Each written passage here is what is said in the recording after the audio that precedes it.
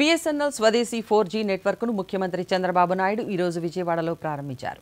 ప్రారంభోత్సవ కార్యక్రమంలో కేంద్ర కమ్యూనికేషన్స్ శాఖ సహాయ మంత్రి డాక్టర్ పెమ్మసాని చంద్రశేఖర్, రాష్ట్ర మంత్రి సత్యకుమార్, ఎంపీ కేశినేని శివనాథ్ తదితరులు పాల్గొన్నారు. ఈ సందర్భంగా ముఖ్యమంత్రి మాట్లాడుతూ భారత్ తయారు చేసిన ఉత్పత్తులను విదేశాలు వినియోగిస్తున్నాయన్నారు. ప్రస్తుతం బిలియన్ సబ్స్క్రైబర్లు BSNLకు ఉన్నారని తెలిపారు. రాష్ట్రంలో మొబైల్ ఫోన్ ద్వారా 735 పౌర సేవలను వాట్సాప్ ద్వారా అందిస్తున్నామని, ఇది 4G సేవల ద్వారానే సాధ్యమైందని పేర్కొన్నారు.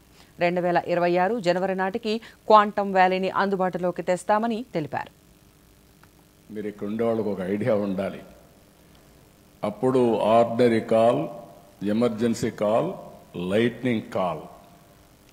ఎవరన్నా లైట్నింగ్ కాల్ బుక్ చేస్తే ఒక వారం తర్వాత వచ్చేది.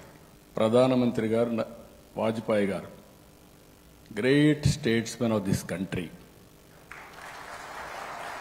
నేను ఐడియా ఇస్తే అని అన్నాడు. ఒక మాట అన్నాడు, డబ్బులు ఎక్కడి నుంచి వస్తాయన్నాడు.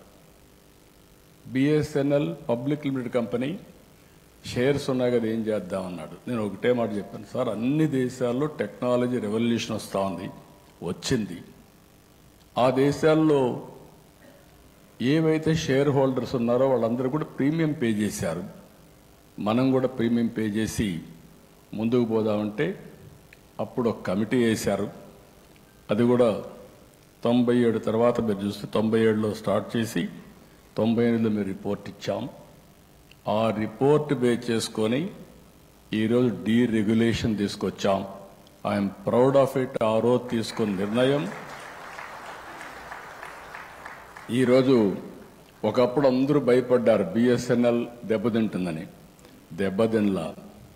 BSNL ఒక శక్తివంతమైన ఆర్గనైజేషన్ అయిందంటే అది మీకుండే తెలివితేటలని చెప్పి కూడా నేను మీకు తెలియజేస్తున్నా.